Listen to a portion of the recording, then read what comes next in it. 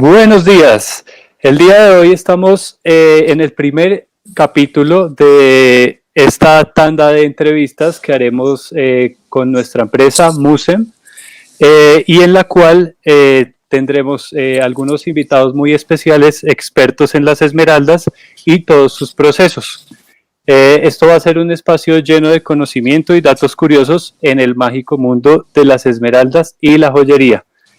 El día de hoy tenemos a Rodrigo Giraldo, él es un gemólogo de la GIA y bueno, bienvenido Rodrigo, muchas gracias por estar con nosotros hoy y para comenzar sin más preámbulos, nos gustaría saber por qué un día tomas la decisión de estudiar gemología y por qué en la GIA.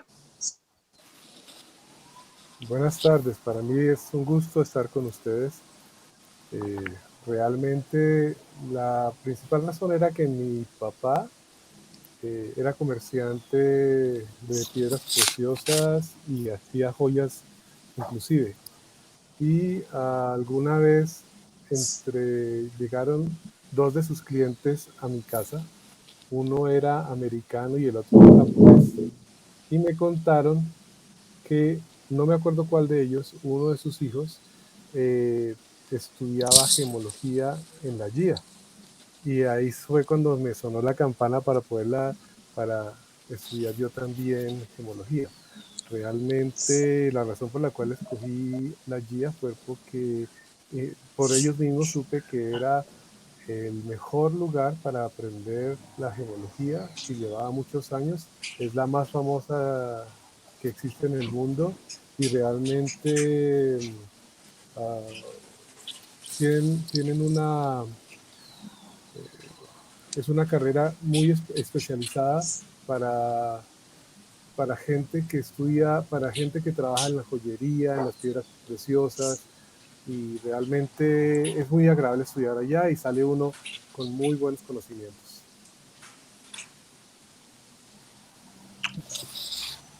Ok, se nos fue un poquito la onda en el último pedacito que estabas explicando en el que es una, un estudio que se hace Yo por vuelvo las personas. Sí. si quieres vuelvo a repetir. Bueno, ¿vuelvo a repetir todo? No, no, solo el último pedacito.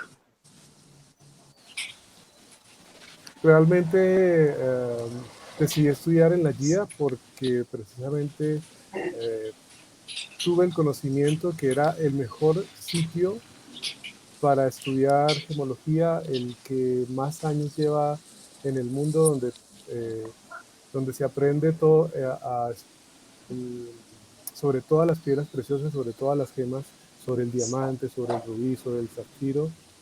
Y es un lugar donde la mayoría de las personas que se dedican a la joyería o que se dedican al comercio de piedras preciosas les gustaría estudiar. Ok, bueno, muchas gracias. Muy interesante que haya sido como por tus ancestros, como que venía de tu padre, lo de las piedras, la joyería. Sí, Bueno, el día de hoy entonces tenemos con nosotros a dos asesores comerciales de nuestra empresa.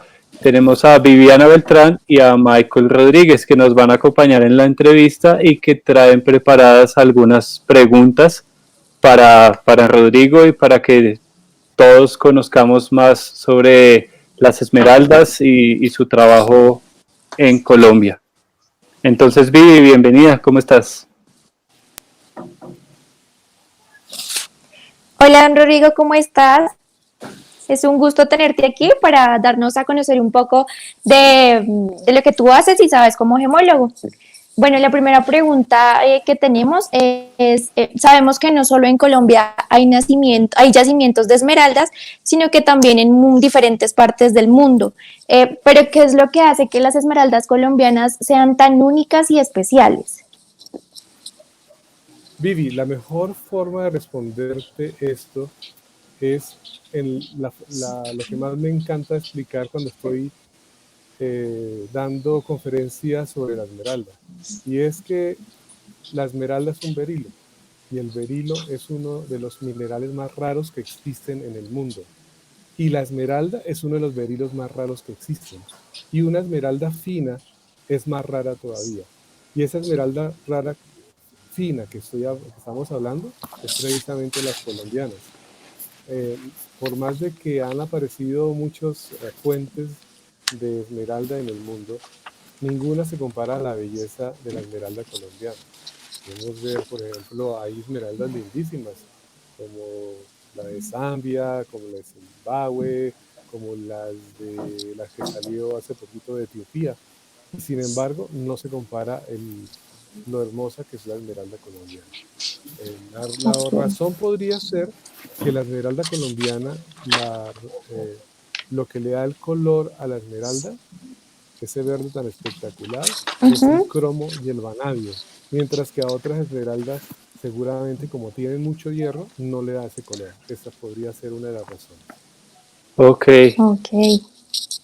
Ahí nos gustaría saber un poquito sobre ese tema del hierro en El las hierro. esmeraldas, porque no sé, hemos escuchado de varias fuentes, de varios lugares que las colombianas sí tienen, pero en menor cantidad, y hay Cantidad. otras personas que dicen que no tienen en lo absoluto, pero pues como que nos gustaría saber un poquito más sobre eso. Pues mira, es muy sencillo. Sobre todo cuando yo estaba en el CDTEC, ahí hay un equipo que se llama ultravioleta visible, cercano a la luz visible. Y ahí, con ese equipo, los otros días podíamos colocar las muestras y el equipo nos mostraba qué cantidad de cromo, vanadio y hierro tenía. En las colombianas, la gran mayoría de las veces no tenía hierro para nada. Y cuando estamos hablando de que no tienen nada de hierro, es que ni las de Muso ni las de Chivor tienen hierro. Hay algunos casos que en Coscuez hay unas esmeraldas que le llaman el amarillal y Sí, tienen un poquitico de hierro. Esas son las únicas que tienen un poquitico de hierro, pero nada comparado con las otras muestras de otras partes del mundo. El pico que hay de hierro en la colombiana es casi nulo, mientras que el pico de hierro de las otras partes es altísimo. ok, Ok. ok, gracias. Y con Perfecto. nosotros tenemos al lado de Vivi a Michael Rodríguez. Entonces, Mike, bienvenido, ¿cómo estás? ¿Qué pregunta tienes para Rodrigo? Bueno, buenas tardes Rodrigo, ¿cómo estás?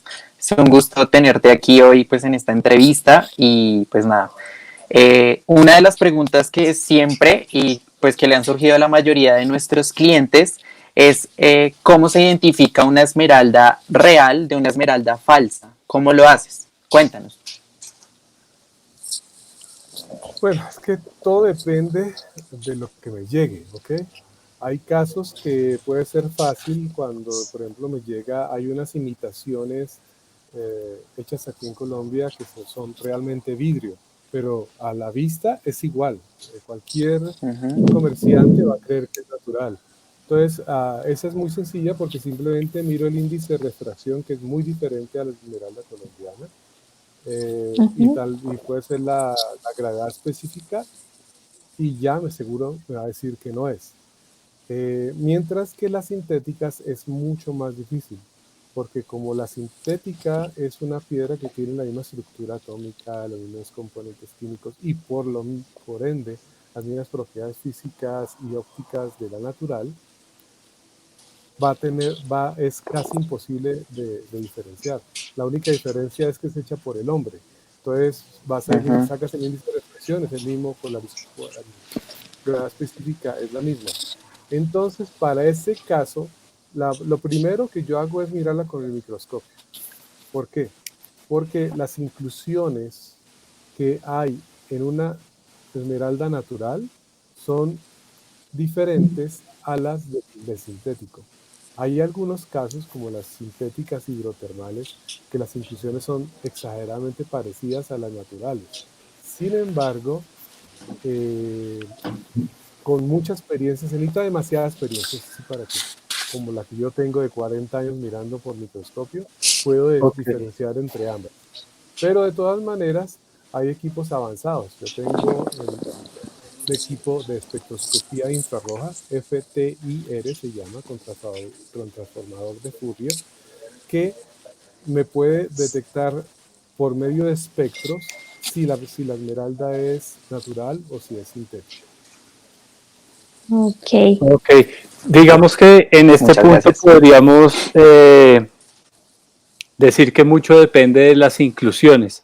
Entonces nos gustaría que nos contaras un poquito acerca de cuáles son las inclusiones, si existen tipos de inclusiones y pues como entender un poco más nosotros y obviamente la gente que nos está viendo, que las inclusiones no siempre son algo malo en las esmeraldas, sino que por el contrario son algo que nos puede ayudar a reconocer que son auténticas y naturales. Esmeraldas naturales.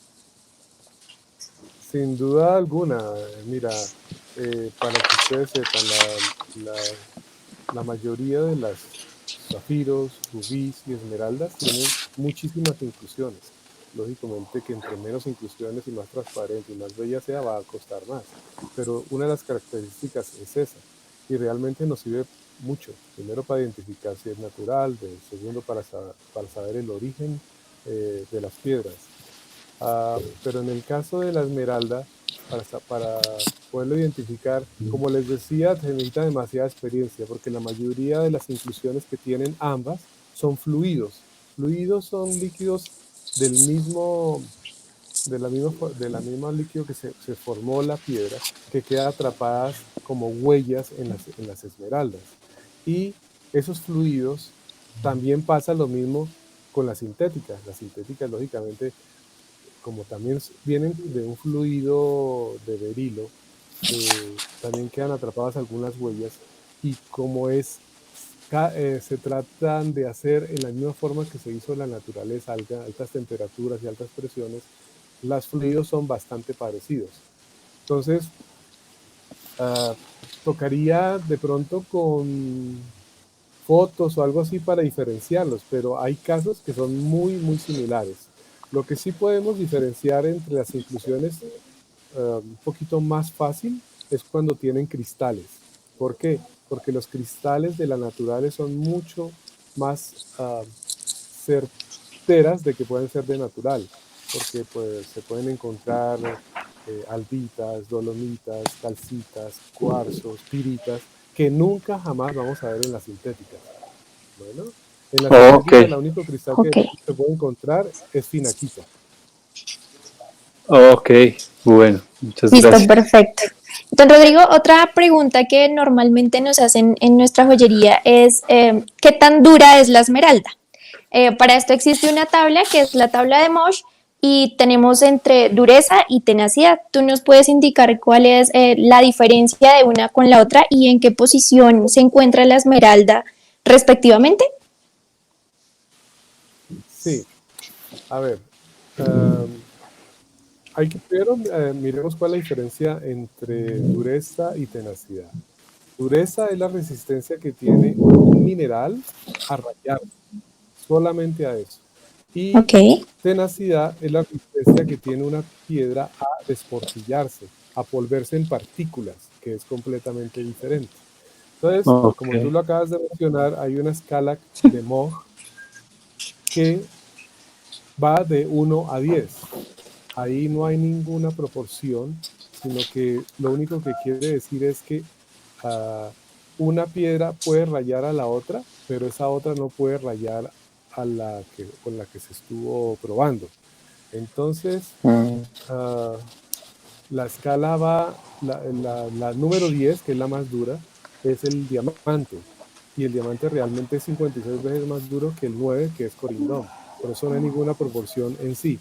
Lo Ok. que sí podemos explicarle a la gente, la gran mayoría de las piedras que tienen una dureza de más de 7 son suficientemente duras para el uso en joyería, para que después Mm, la gente lo pueda usar y no se raye con facilidad.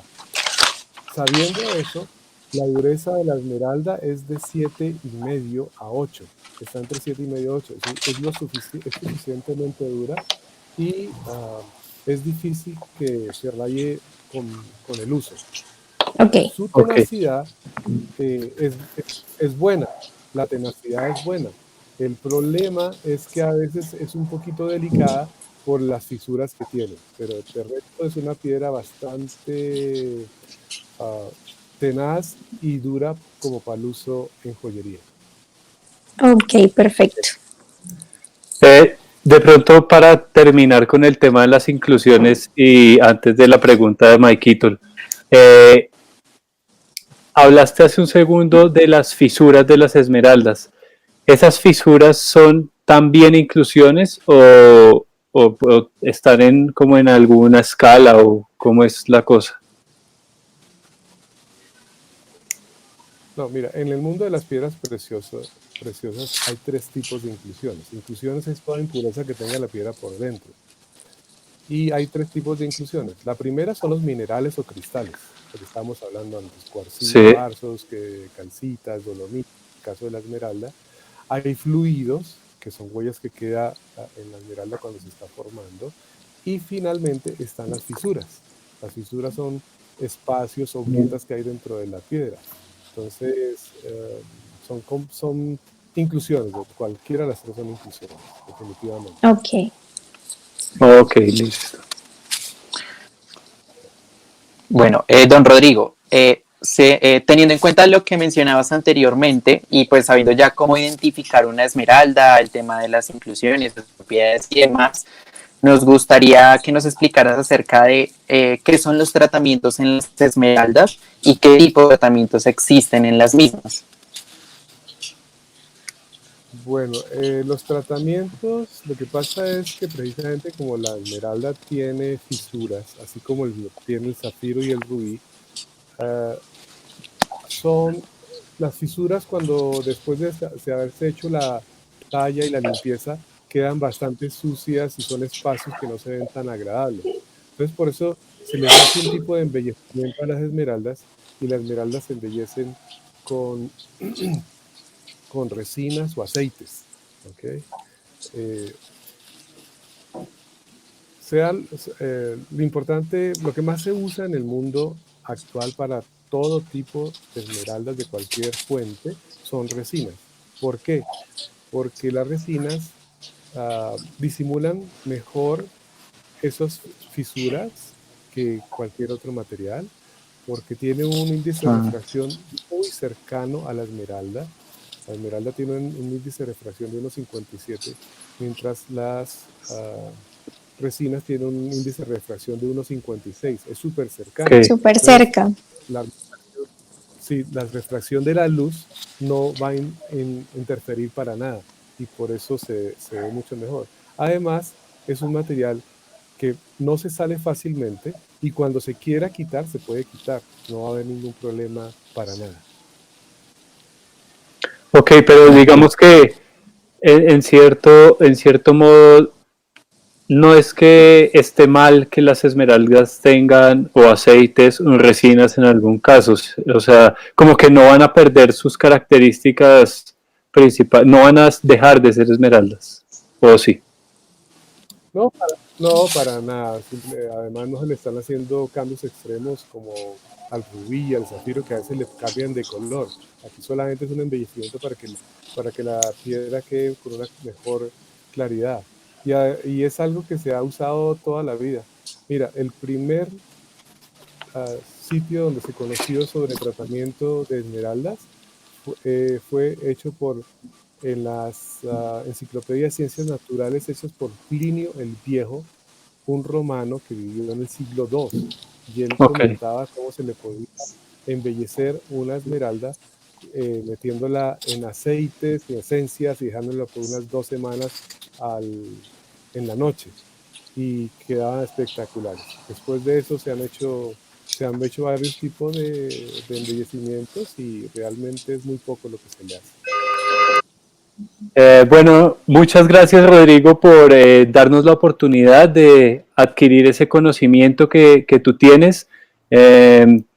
nos gustaría que le dieras un saludo a las personas que nos escucharon durante estos alguito más de 20 minutos, teniendo en cuenta que esta iniciativa nace a partir del problema mundial en el que estamos atravesando.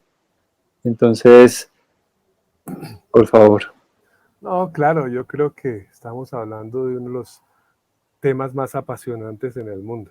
La gran mayoría de las partes en cualquier lugar del mundo hay gente que adora las piedras preciosas. Estoy seguro que la gran mayoría, creo que casi el 100% de las mujeres sobre todo, tienen algún tipo de piedra preciosa usando. Así sea para el matrimonio, o así sea para aretes, o anillo, o así sea en joyas no tan costosas, en bisutería, siempre lo habrá. Es un mundo apasionante, sobre todo porque por eso por alguna razón se llamarán piedras preciosas, porque son muy hermosas y son apetecidas en cualquier parte del mundo. Por eso siempre estaré feliz de enseñar mis conocimientos, compartirlos con la gente que también está interesada en ellos, ¿no? Ok. Bueno, muchísimas gracias, don Rodrigo, por tu tiempo, por tu conocimiento y pues bueno, de pronto llegará el momento en que tengamos la segunda temporada de estas charlas y podremos indagar un poco más a profundidad sobre el mágico mundo de las piedras preciosas. Vale, con mucho gusto. Para mí será un honor y un gusto hablar con ustedes siempre. Gracias. Gracias, don Rodrigo. Bueno, ok. Hasta Bueno, luego. Hasta Estás luego. bien, gracias.